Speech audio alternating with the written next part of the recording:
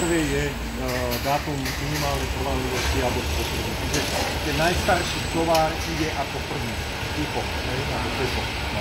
Takže to je základné pravidlo, ktoré na základe čoho teda systém vyhodnocuje. Čiže tu vlastne ušetríte aj priestor medzi uličkami.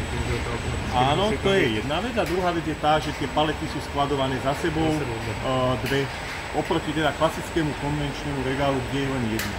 A samozrejme tá ulička na manipulovanie s tým vozíkom musí byť 3,5 metrová a tuto máme uličku na úrovni 2 metrov.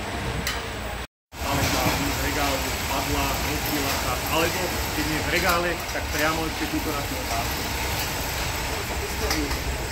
No, tie palety, ktoré tu príjmeme, tých 35% zhruba paliet, to sa bavíme mesačne zhruba o 25 000 paletách, alebo 26 000, jak som spomínal. Oni sem prídu a oni aj logicky odtiaľto odídu. Pracoviska príjmu, 4 pásy. Ako som spomínal, na každom páse sme schopní za hodinu prijať 180 paliet.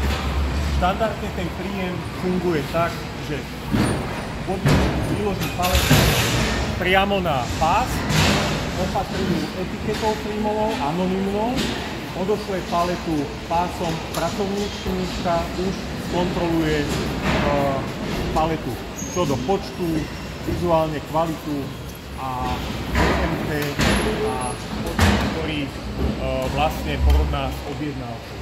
Následne tá paleta, keď je skontrolovaná, tak prechádza rampou, kde je skontrolovaná tá paleta čo do kvality a stavby.